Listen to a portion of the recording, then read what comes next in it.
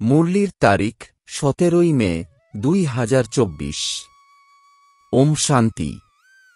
মধুবন থেকে বাপদাদা বলছেন, মিষ্টি বাচ্চারা, গৃহস্থ ব্যবহারে থেকে এমন ট্রাস্টি হও যাতে কোনো জিনিসের প্রতি যেন আসক্তি না থাকে। আমাদের কিছুই নেই, এমন বেগার হয়ে যাও। প্রশ্ন, বাচ্চারা, তোমাদের পুরুষার্থের লক্ষ্য কি? উত্তর, আমি মারা গেলে দুনিয়া ও আমার কাছে মৃত, এটাই হলো তোমাদের লক্ষ্য। শরীরের প্রতি যেন মোহ না থাকে। এমন বেগার বা ভিক্ষুক হও যে কোনো কিছু যেন স্মরণে না আসে। আত্মা যেন অশরীরী হয়ে যায়।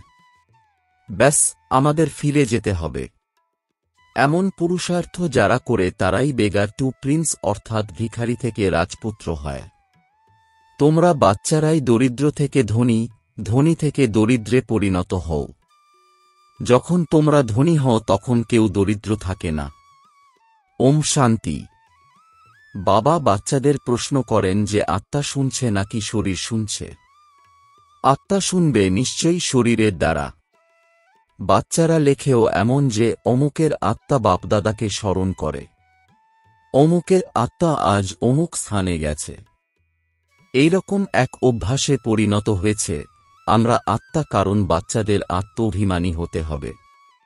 যেখানেই দেখো, তোমরা জানো আত্মা ও শরীর আছে আর এনার মধ্যে দুটি আত্মা আছে। একটিকে আত্মা, অন্যটিকে পরমাত্মা বলা হয়। পরমাত্মা নিজেই বলেন, আমি এই শরীরে, যার মধ্যে ব্রহ্মার আত্মাও প্রবিষ্ট থাকে, আমি প্রবেশ করি। শরীর ছাড়া তো আত্মা থাকতে পারে না। এবারে বাবা বলেন, নিজেকে আত্মা নিশ্চয় করো। নিজেকে আত্মা নিশ্চয় করলে বাবাকে স্মরণ করবে এবং পবিত্র শান্তিধামে ফিরে যাবে, আর তারপরে যত দৈবী গুণ ধারণ করবে ও করাবে, সদর্শন চক্রধারী হয়ে অন্যদের তৈরি করবে, তত উঁচু পদ প্রাপ্ত করবে। এই কথা কেউ না বুঝতে পারলে জিজ্ঞাসা করো। এই কথা তো নিশ্চিত যে আমি হলাম আত্মা। বাবা আত্মারূপী বাচ্চাদের বলেন যারা ব্রাহ্মণ হয়েছে। অন্যদের বলবেন না। বাচ্চারাই তাঁর কাছে প্রিয়। বাবার কাছে প্রতিটি বাচ্চাই হল প্রিয়। অন্যদের যদিও ভালোবাসবে কিন্তু বুদ্ধিতে কথাটা থাকেই যে আমাদের বাচ্চা নয়। আমি বাচ্চাদের সঙ্গেই কথা বলি কারণ বাচ্চাদেরই পড়াতে হবে। বাকি অন্যদের পড়ানো তোমাদের কাজ। কেউ তো চট করে বুঝে যায়, কেউ একটুখানি বুঝে ফিরে যায়। তারপরে যখন দেখবে এখানে তো অনেক বৃদ্ধি হচ্ছে তখন আসবে, দেখি গিয়ে তাহলে। তোমরা এই কথা বোঝাবে যে বাবা সকল আত্মাদের বা বাচ্চাদের বলেন, আমাকে স্মরণ করো। সব আত্মাদের বাবাই পবিত্র করেন। তিনি বলেন, আমাকে ছাড়া আর কাউকে স্মরণ করো না। একমাত্র আমাকেই অব্যভিচারী স্মরণ করো, তো তোমাদের আত্মা পবিত্র হয়ে যাবে। পতিতপাবন হলাম একমাত্র আমি। আমার স্মরণ দ্বারাই আত্মা পবিত্র হবে। তাই বলেন, বাচ্চারা, মামেকম স্মরণ করো। বাবাই পতিত রাজ্যকে পবিত্র রাজ্যে পরিণত করেন, উদ্ধার করেন। কোথায় নিয়ে যান? শান্তিধামে, তারপরে সুখধাম। মুখ্য কথা হল পবিত্র হওয়ার। 84 চক্র বোঝানো সহজ।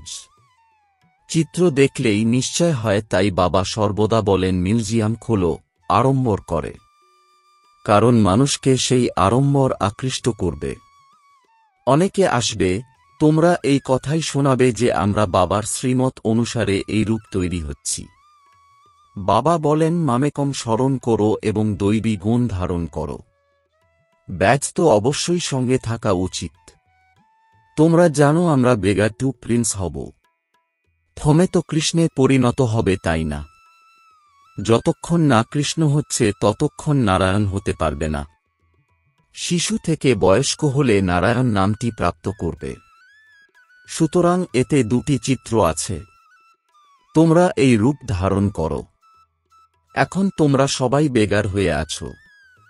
এই ব্রহ্মাকুমারীরাও হল বেগার্স, এদের কাছে কিছুই নেই। বেগার অর্থাৎ যার কাছে কিছু নেই। কাউকে বেগার বলা হবে না। এই বাবা হলেন সবচেয়ে বড় বেগার। এইখানে সম্পূর্ণ বেগার হতে হয়। ঘর গৃহস্থে থেকে আসক্তি মেটাতে হয়। তোমরা ড্রামা অনুযায়ী আসক্তি মিটিয়েছ। যারা নিশ্চয় বুদ্ধি তারা জানে আমাদের সর্বস্ব বাবাকে অর্পণ করা হয়েছে। বলাও হয় তাই না, হে ভগবান, তোমার দেওয়া সবকিছুই হল তোমার, আমাদের নয়। ওটা হল ভক্তিমার্গ। সেই সময় তো বাবা দূরে ছিলেন, এখন বাবা কাছে রয়েছেন। তাঁর সামনে তাঁর আপন হতে হয়। তোমরা বলো বাবা। বাবার শরীর দেখবে না, বুদ্ধি যায় উপরের দিকে। যদিও এ হল লোনে নেওয়া শরীর, কিন্তু তোমাদের বুদ্ধিতে আছে আমরা শিব বাবার সঙ্গে কথা বলি। এটা তো ভাড়ায় নেওয়া রথ, শিব বাবার নয়। এটা তো নিশ্চিত যে ধনী ব্যক্তির কাছে ভাড়াও বেশি প্রাপ্ত হবে। বাড়ির মালিক দেখবে, রাজা যদি বাড়ি নিতে চায় তবে ভাড়াটি 1000-এর বদলে হবে 4000, কারণ রাজা কত ধনী সে তো বাড়িওয়ালা জানবে। রাজা কখনো বলবে না ভাড়াটা বেশি। না, তারা ধনের চিন্তা করে না। তারা নিজেরা কারো সঙ্গে কথা বলে না, প্রাইভেট সেক্রেটারি কথা বলে। আজকাল তো ঘুষ ছাড়া কথা হয় না। বাবার অনেক অনুভব রয়েছে, তারা খুব রয়্যাল। কোনো জিনিস পছন্দ হলো তো ব্যাস, সেক্রেটারিকে বলবে নির্ণয় করে নিয়ে এসো। সব মালপত্র খুলে সাজিয়ে রাখা হবে। মহারাজা মহারানী দুজনে আসবে, যে জিনিসটি পছন্দ হবে চোখের ইঙ্গিত করবে। সেক্রেটারি কথা বলে কেনাবেচার মধ্যেখানে নিজের ভাগটিও নিয়ে নেবে। কোনো রাজার অর্থধন সঙ্গেই থাকে, সেক্রেটারিকে বলবে এদের পয়সা দিয়ে দাও। বাবা তো সবার কানেকশনে এসেছেন, জানেন তাদের অ্যাক্ট কিরকম চলে। যেমন রাজাদের কাছে মুন্সি থাকে, অর্থাৎ হিসাবপত্র দেখাশোনা করার, তেমন এখানেও শিব বাবার মুন্সি রয়েছেন। তিনি হলেন ট্রাস্টি। ব্রহ্মা বাবার এইসবে কোনো মোহ নেই, নিজের টাকা পয়সার প্রতি কোনো মোহ রাখেননি, সবকিছু শিব বাবাকে অর্পণ করেছেন। তাহলে শিব বাবার ধনের প্রতি মোহ থাকবে কিভাবে? ইনি হলেন ট্রাস্টি। যার কাছে ধন থাকে, আজকাল সরকার তাদের কত চেকিং করে। বিদেশ থেকে এলে বিশেষ চেকিং করা হয়। এখন তোমরা জানো কিভাবে বেগার হতে হবে। কিছু যেন স্মরণে না আসে, আত্মা যেন অশরীরী হয়ে যায়, নিজের শরীরকেও যেন আপন না ভাবে, আমার বলে যেন কিছুই না থাকে। বাবা বোঝান, নিজেকে আত্মা নিশ্চয় করো, এখন তোমাদের ফিরে যেতে হবে। তোমরা জানো বেগার কিভাবে হতে হয়। শরীরের প্রতি যেন মমত্ব না থাকে। আমি মরলে দুনিয়াও আমার কাছে মৃত, এটাই হলো লক্ষ্য। তোমরা বুঝতে পারো বাবা ঠিক কথাই বলছেন। এখন আমাদের ফিরে যেতে হবে।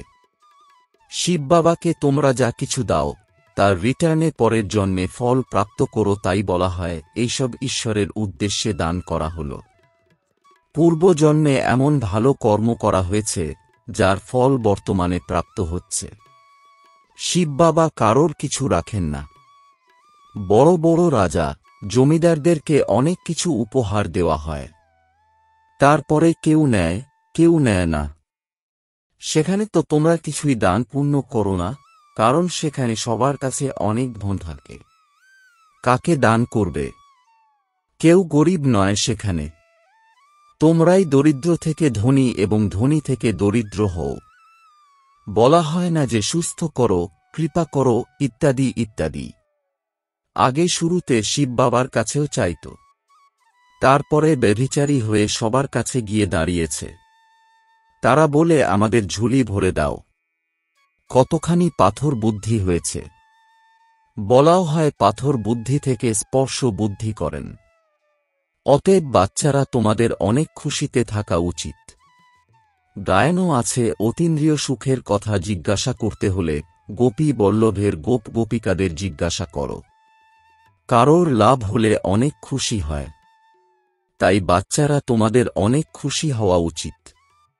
তোমাদের 100% খুশি ছিল, যা ধীরে ধীরে কম হয়েছে।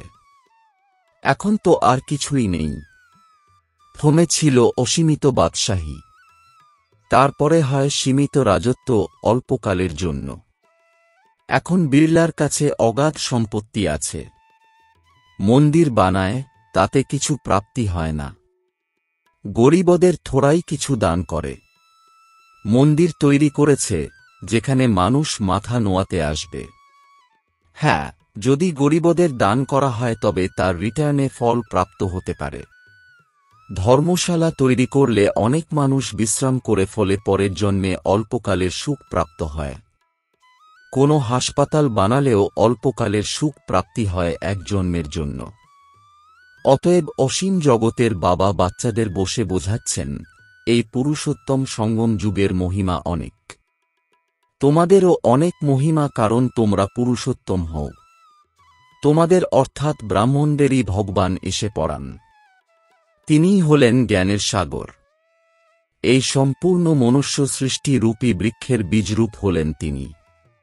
সম্পূর্ণ ড্রামার আদিমধ্যান্তের রহস্য বোঝান। তোমাদের জিজ্ঞাসা করবে উনি তোমাদের কি পড়ান। বলো, তোমরা কি ভুলে গেছ, গীতায় ভগবানুবাচ আছে না, আমি তোমাদের রাজার রাজা করি। এই কথার অর্থ তোমরা এখন বুঝতে পেরেছ। পতিত রাজারা পবিত্র রাজাদের পূজা করে, তাই বাবা বলেন, আমি তোমাদের রাজার রাজা করি। এই লক্ষ্মীনারায়ণ স্বর্গের মালিক ছিলেন, তাই না? স্বর্গের দেবতাদের দাপরকলিযুগে সবাই পূজা অর্চনা করে। এইসব কথা তোমরা এখন বুঝেছ। ভক্তরা কি কিছু বুঝতে পারে নাকি? তারা তো শুধু শাস্ত্রের কাহিনী পড়ে ও শোনে। বাবা বলেন, তোমরা যে গীতা অর্ধকল্প ধরে পড়ছ শুনছ, তা দিয়ে কি প্রাপ্তি হয়েছে? পেট তো ভরেনি। এখন তোমাদের পেট ভরছে, অর্থাৎ জ্ঞানরূপী ভোজন দ্বারা আত্মা ভরছে। তোমরা জানো এই পার্ট একবারই প্লে হয়। স্বয়ং ভগবান বলেন, আমি এই দেহে প্রবেশ করি। বাবা ব্রহ্মার মুখ দিয়ে বলেন, অর্থাৎ নিশ্চয়ই প্রবেশ করেছেন। উপরে বসে ডাইরেকশন দেবেন নাকি? বলেন, আমি সম্মুখে আসি। এখন তোমরা শুনছ। এই ব্রহ্মাও কিছুই জানতেন না, এখন জানেন। যদিও গঙ্গা নদী পবিত্র করে না, এইসব হল জ্ঞানের কথা। তোমরা জানো বাবা সম্মুখে বসে আছেন, তোমাদের বুদ্ধি এখন উপরে যাবে না। এই হল শিব বাবার রথ। এনাকে অর্থাৎ ব্রহ্মাকে বাবা বুটো বলেন, ছোট বাক্স অর্থাৎ দিব্যি বলেন। এই বাক্সে তিনি হীরা সম আছেন। কতখানি ফার্স্ট ক্লাস জিনিস, তাই না? এনাকে তো সোনার বাক্সে রাখা উচিত। গোল্ডেন এজেড বাক্স তৈরি করেন।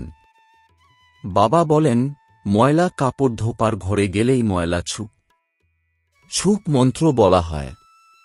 যে মন্ত্রের দ্বারা সেকেন্ডে জীবন মুক্তি প্রাপ্ত হয়, তাই তাকে জাদুকরও বলা হয়। সেকেন্ডে নিশ্চয় হয়, আমরা এই রকম হব। এইসব কথা তোমরা এখন প্র্যাকটিক্যালে শুনছ। প্রথমে যখন সত্য নারায়ণের কাহিনী শুনতে, তখন কি কিছু বুঝেছিলে? সেই কাহিনী শোনার সময় বিদেশ, স্টিমার ইত্যাদি স্মরণে থাকত। সত্য নারায়ণের কাহিনী শুনে তারপরে যাত্রায় প্রস্থান করা হতো। তারা তো আবার ফিরেও আসত। বাবা তো বলেন, তোমাদের আবার এই ছি দুনিয়ায় ফিরে আসতে হবে না। ভারত হল অমর লোক, স্বর্গ ছিল দেবী দেবতাদের রাজ্য। এই লক্ষ্মীনারায়ণ হলেন বিশ্বের মালিক কিনা। তাদের রাজত্বে পবিত্রতা, সুখ, শান্তি ছিল। দুনিয়াও তাই চায়, বিশ্বে শান্তি হোক, সবাই মিলে মিশে একাকার হয়ে যাক। এবারে এতগুলি ধর্ম সব মিলে একাকার হবে কিভাবে? প্রত্যেকের ধর্ম আলাদা, ফিচার্স আলাদা, সবাই এক হবে কিভাবে? ওই হল শান্তিধাম, সুখধাম। সেখানে এক ধর্ম, এক রাজ্য হয়। দ্বিতীয় কোনো ধর্ম থাকে না যে বিরোধ হবে। তাকেই বলা হয় বিশ্বের শান্তি। বাচ্চারা, এখন বাবা তোমাদের পড়াচ্ছেন। এই কথাও জানো যে সব বাচ্চারা এক রকম পড়া করে না, নম্বর অনুযায়ী তো হয়। এও তো রাজধানী স্থাপনা হচ্ছে। বাচ্চাদের কত বুদ্ধিমান করা হয়। এ হল ঈশ্বরীয় ইউনিভার্সিটি। ভক্তরা বুঝতে পারে না। অনেকবার শুনেছে ভগবানুবাচ, কারণ গীতাই হল ভারতবাসীদের ধর্মশাস্ত্র। গীতার অপরমপার মহিমা রয়েছে। সর্বশাস্ত্রের শিরোমণি হল ভাগবত গীতা। শিরোমণি অর্থাৎ শ্রেষ্ঠের চেয়ে শ্রেষ্ঠ পতিতপাবন সদ্গতিদাতা হলেন একমাত্র ভগবান। তিনি হলেন সকল আত্মার পিতা। ভারতবাসী অর্থ বোঝেনি, না বুঝে শুধু বলে দিয়েছে ভাই ভাই। এখন তোমাদের বাবা বুঝিয়েছেন আমরা হলাম ভাই ভাই। আমরা শান্তিধামের নিবাসী। এখানে পার্ট প্লে করতে করতে আমরা বাবাকে ভুলে যাই, ফলে শান্তিধামও ভুলে যাই। শিববাবা, যিনি স্বয়ং এসে ভারতকে সম্পূর্ণ বিশ্বের রাজত্ব দেন, তাঁকেই সবাই ভুলে যায়। এইসব রহস্য বাবা নিজেই বুঝিয়ে দেন। আচ্ছা, মিষ্টি মিষ্টি প্রশিক্ষার্থী বাচ্চাদের মাতাপিতা বাপদাদার স্মরণসহ স্নেহসুমন আর সুপ্রভাত। আত্মিক পিতার আত্মিক বাচ্চাদেরকে জানাচ্ছি নমস্কার। ধারণার জন্যে মুখ্য সার: ১. অতীন্দ্রিয় সুখের অনুভব করার জন্য এই স্মৃতি যেন থাকে, এ হল পুরুষোত্তম সঙ্গমযুগ, যখন ভগবান আমাদের পড়ান, যার দ্বারা আমরা রাজার রাজা হব। বর্তমান সময়েই আমাদের ড্রামার আদি মধ্য অন্তের জ্ঞান রয়েছে। ২. এখন ঘরে ফিরতে হবে, তাই এই শরীরের প্রতি সম্পূর্ণ বেগার হতে হবে। শরীর ভুলে নিজেকে অশরীরী আত্মা ভাবতে হবে। বরদান: সদা সন্তুষ্ট থেকে নিজের দৃষ্টি, বৃত্তি, কৃতির দ্বারা সন্তুষ্টতার অনুভূতি করানো সন্তুষ্টমণি ভব। এর বিস্তার: ব্রাহ্মণ কুলে বিশেষ আত্মা হল তারা, যারা সদা সন্তুষ্টতার বিশেষত্বের দ্বারা নিজেও সন্তুষ্ট থাকে আর নিজের দৃষ্টি, বৃত্তি আর কৃতির দ্বারা অন্যদেরকেও সন্তুষ্টতার অনুভূতি করায়। তারাই হল সন্তুষ্টমণি, যারা সদা সংকল্প, বাণী, সংগঠনের সম্বন্ধ, সম্পর্ক বা কর্মে বাপদাদার দ্বারা নিজের উপরে সন্তুষ্টতার গোল্ডেন পুষ্পের বর্ষণ অনুভব করে। এরকম সন্তুষ্টমণিরাই বাপদাদার গলার হার হয়, রাজ্য অধিকারী হয় আর ভক্তদের জপমালা হয়ে ওঠে। স্লোগান: নেগেটিভ আর ওয়েস্টকে সমাপ্ত করে পরিশ্রম মুক্ত হও। ওম শান্তি।